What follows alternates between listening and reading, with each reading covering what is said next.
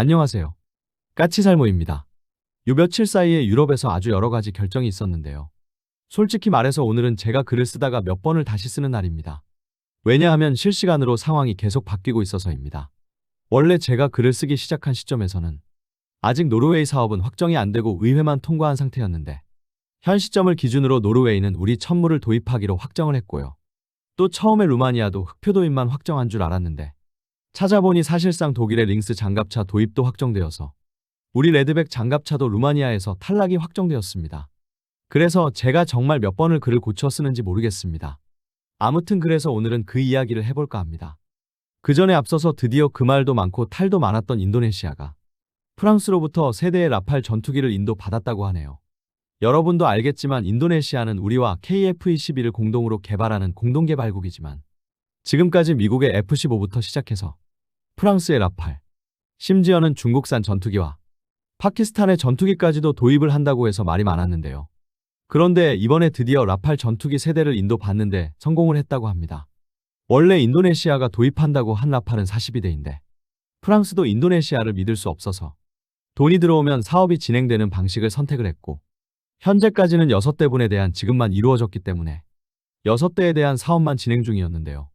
그나마도 그 돈도 UAE에서 빌렸다고 알려지고 있습니다. 이번에 그 6대 중에서 3대가 인도네시아에 인도되었다고 합니다. 그러나 여전히 나머지 기체에 대한 사업은 추가로 진행되지 못하고 있어서 잘못하면 인도네시아에 인도되는 라팔 전투기는 6대로 끝날 수도 있는데요. 아무튼 인도네시아가 막장 행동을 하는 게 어제 오늘 일도 아니고 앞으로 또 어떤 막장 행보를 할지 지켜보는 것도 흥미로울 것 같기는 하네요. 그리고 드디어 노르웨이에 우리 천무가 판매되는 게 확정되었네요. 제가 얼마 전에 노르웨이가 우리 천무를 구매할 것으로 보이고 천무는 노르웨이의 다련장 시스템 도입 사업에 숏리스트에 올랐다고 이야기했는데요. 그리고 저는 그런데 아직 노르웨이 의회를 통과하지 못하고 이번 주 화요일인 1월 27일에 노르웨이 의회에서 상정이 될 것인데 노르웨이 야당이 우리 천무를 반대하고 있다는 이야기를 했었는데요. 결국은 노르웨이 의회에서 우리 천무의 도입을 확정했습니다. 그리고 1월 29일부로 한화에서 노르웨이에 대한 천무 판매가 확정되었다고 발표를 했고 이 영상이 나가는 30일에 정식 계약을 체결하기로 했다고 합니다. 이번 노르웨이 의회 사업 승인의 정확한 내용을 보면 노르웨이 의회에서 구입을 승인한 다련장이 우리 천무 한 가지가 아닙니다. 정확히는 의회에서는 사업자를 선정을 승인한 것이고 의회에서는 우리 한화에어로스페이스와 그리고 독일과 프랑스가 전차를 만들기 위해서 설립한 합작법인인 KNDS를 사업자로 선정을 했습니다. 당연히 한화에어로스페이스는 천무를 생산하는 회사이고 KNDS는 유로피ULS를 생산하는 회사입니다. 그래서 형식적으로는 천무와 유로피ULS를 동시에 선정을 한 것입니다. 그런데 문제는 유로피ULS는 작년 11월에 노르웨이 군에 의해서 사실상 탈락을 했는데요. 왜 이번 의회 승인에 포함되었느냐라고 했을 때 아마 저희 짐작으로는 우리 천무의 도입을 노르웨이 세계 야당이 반대하고 있었고 노르웨이 야당이 원하는 건 같은 유럽 국가의 무기를 구매하라는 것이었습니다. 그래서 야당을 달래기 위해서 KNDS도 이번 승인에 포함은 시킨 것 같은데요. 그런데 문제는 최종 결정을 노르웨이 정부와 노르웨이 군에서 해야 하는 건데 이미 노르웨이 군은 유로피ULS가 자신들이 원하는 시기까지 납품이 불가능해서 탈락을 시켰다는 점입니다. 그래서 의회 관련 법안이 통과되었을 때부터 우리 천무가 되는 게 확정이었고 1월 29일에 한화에서 정식 발표를 한 것입니다. 한마디로 이번에 유로피ULS가 포함된 건 그냥 야당을 달래기 위한 형식적인 것이라고 보시면 됩니다. 이것과 관련해서 노르웨이 국방 전문 매체인 포슈바레츠 포럼에서는 무조건 유럽산 무기를 도입하라고 주장하는 노르웨이 일부 사람들의 주장에 대해서 일침을 가하기도 했는데요. 결론은 유럽은 단기간에 노르웨이가 원하는 장거리 타격수단을 공급할 능력을 상실했고 그걸 빠른 시간에 만회하는 건 불가능하다고 이야기했고요. 특히 이 매체는 유럽산 무기의 약점을 아주 잘 이야기했는데요.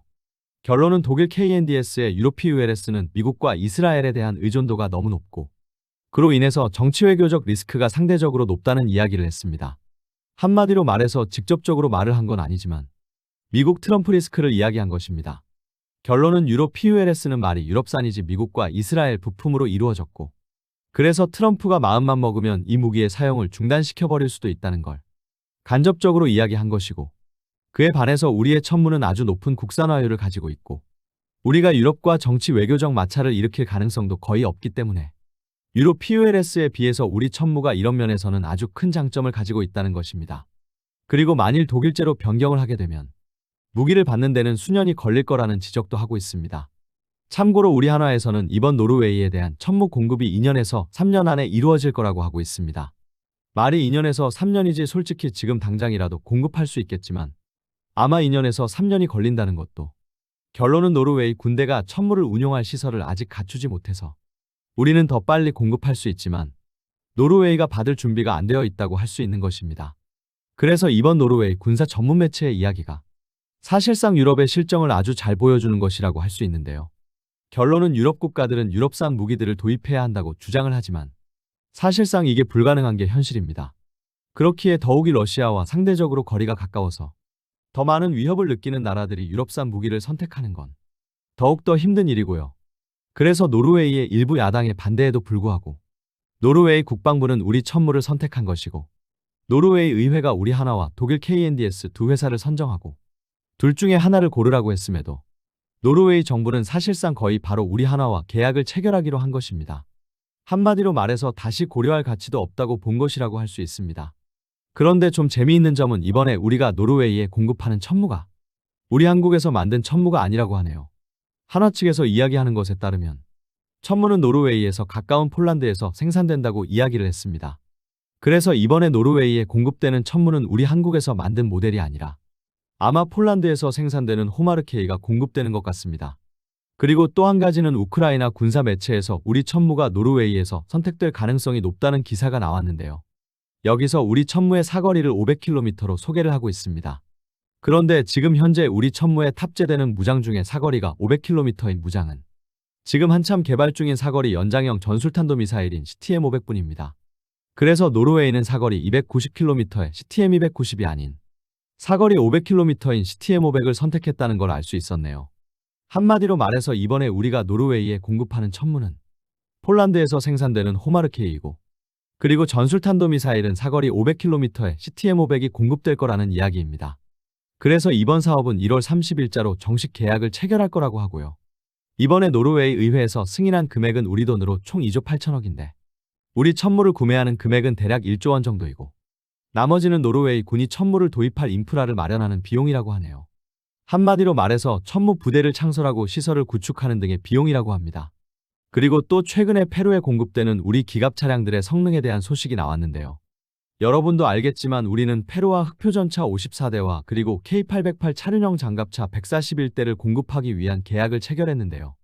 우선 흑표는 현대로템이 새로 개발한 수출형 흑표 EX나 폴란드의 흑표 PL 같이 개량된 흑표 모델이 아니라 그냥 기본형 흑표라고 합니다.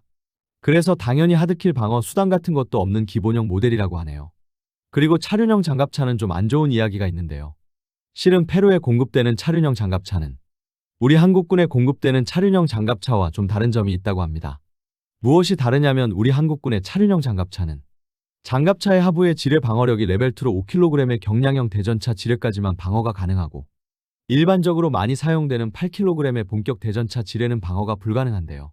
그런데 페루에 공급되는 차륜형 장갑차의 지뢰 방어력은 레벨3로 일반적인 대전차 지뢰인 8kg의 대전차 지뢰까지 방어가 가능하다고 합니다. 그런데 문제는 페루가 이걸 선택한 이유가 이미 현대로템에서 레벨3의 지뢰 방어 능력을 자체적으로 개발을 했기 때문이고요. 문제는 과거 우리 군에서 현대가 이미 개발한 레벨3의 지뢰 방어 장갑을 채택하지 않은 이유가 이걸 선택하면 차체가 너무 무거워져서 차량의 구동 시스템에 무리를 준다는 이유였습니다. 그런데 이게 거짓말이라는 게 이번 페루의 차륜형 장갑차 선정으로 드러났는데요. 왜냐하면 페루의 차륜형 장갑차가 레벨3의 지뢰 방어 장갑을 선택함으로 인해서 차체가 무거워져서 수상주행 능력을 가질 수 없게 되었다고 합니다. 그래서 페루의 모델에는 우리 한국군의 모델에는 탑재되어 있는 워터제트가 아예 없다고 합니다. 한마디로 결론은 페루는 레벨2의 지뢰 방어 능력과 수상주행 능력을 선택할 수도 있었고 수상주행 능력이 없는 대신에 레벨3의 지뢰 방어 능력을 선택할 수 있었는데 바로 후자를 선택한 것입니다.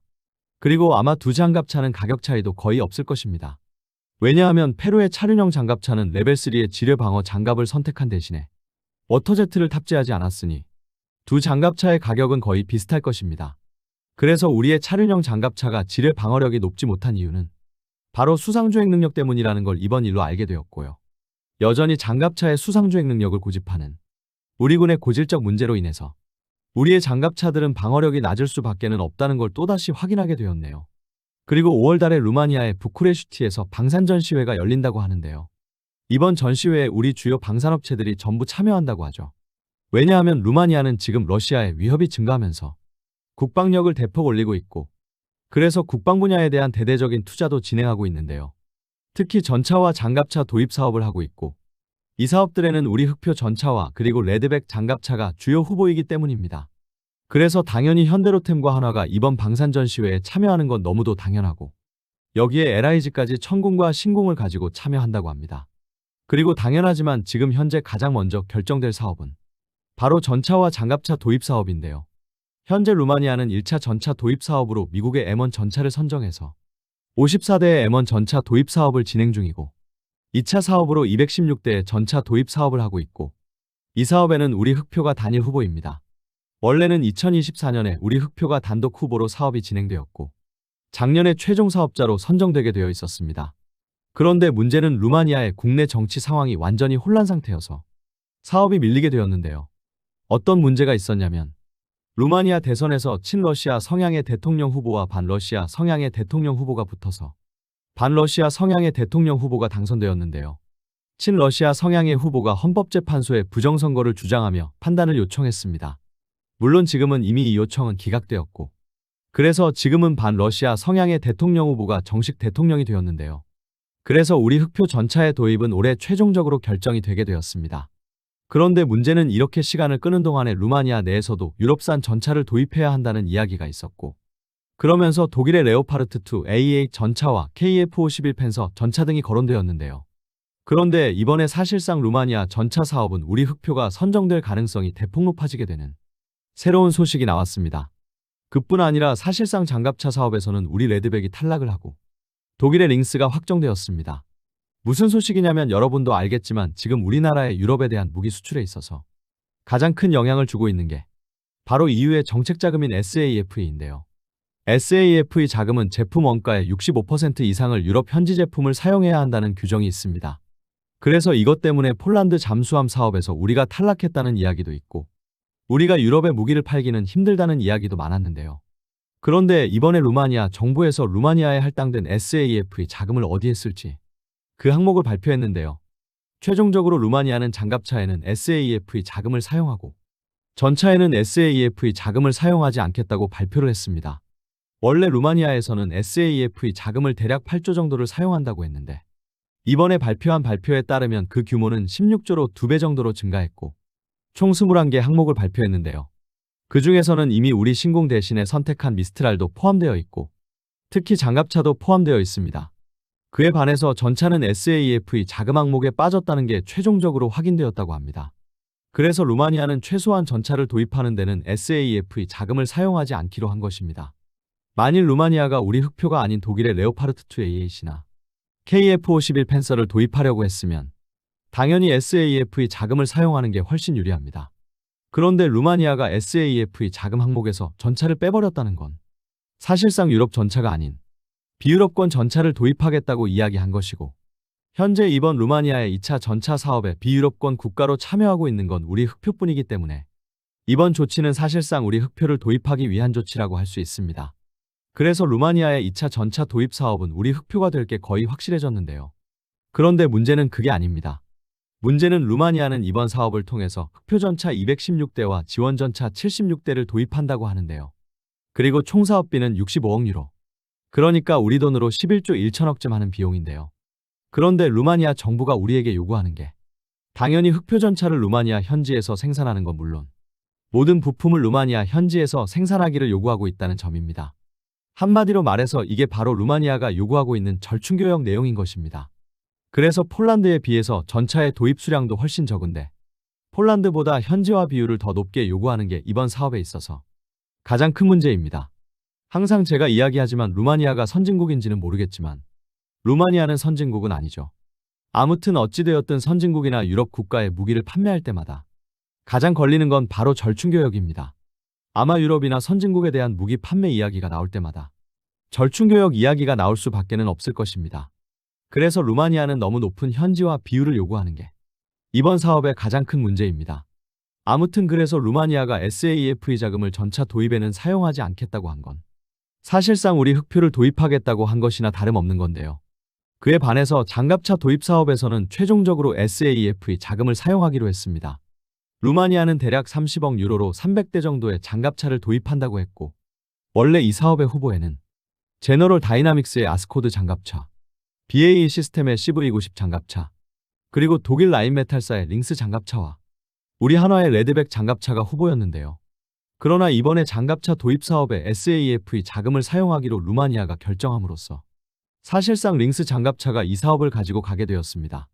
그래서 결론은 루마니아는 전차는 우리 흑표 전차를, 장갑차는 독일의 링스 장갑차를 도입하기로 확정을 했다고 보면 됩니다. 그리고 이라크에 대한 흑표 전차 판매가 올해 상반기에 결정될 거라는 소식이 증권가에서 나왔네요. 여러분도 알겠지만 작년에 갑자기 이라크가 우리 흑표 전차 250대를 도입한다고 했었는데요. 그런데 그 당시 현대로템에서는 사실무근이라고 부인했지만 그 후로도 이라크가 흑표를 도입할 것이고 현대와 이라크가 협상 중이고 아직 확정이 되지 않아서 현대가 부인하는 거라는 이야기가 많았는데요. 이번에는 증권가에서 올해 상반기에 이라크가 흑표 도입을 결정할 거라는 이야기가 나오네요. 이런 경우는 사실일 가능성이 높아서 아마 정말 올해 상반기에 이라크가 흑표 전차 도입을 확정 지을 것 같기는 합니다. 그리고 캐나다는 장갑차 도입 사업을 6년을 앞당긴다고 하네요. 원래 캐나다는 2030년대 중반에 새로운 중장갑차를 도입하는 사업을 한다고 했는데 이번에 사업을 6년 앞당겨서 2029년부터 사업을 본격화하고 2030년경에 최종 후보를 선정한다고 합니다.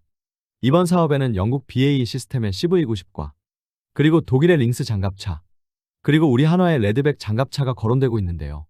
이 사업에도 당연히 우리 한화의 레드백이 도전을 할 것 같습니다. 오늘은 여러 가지 각종 사업 이야기를 해봤는데요. 이번 상반기에 가장 큰 사업은 누가 뭐라고 해도 당연히 캐나다 잠수함 사업인데 캐나다 잠수함 사업 말고도 우리는 착착 새로운 사업을 수주하고 있네요. 우리 방사청에서 이야기하기로는 올해는 200만 달러를 수주하는 게 목표라고 하는데 작년에도 200만 달러 수주가 목표였지만 실제로 수주에 성공한 건 150만 달러 수준이었는데요. 그렇다고 해도 재작년에 비해서는 대폭 증가한 수준이고 올해는 처음 시작부터 좋으니 정말 200만 달러를 달성하는 것 아닌지 기대가 되네요. 어떤가요, 여러분? 여러분이 보기에는 올해 우리가 무기 수주 200만 달러를 달성할 수 있을까요? 이상 영상 봐주셔서 감사합니다.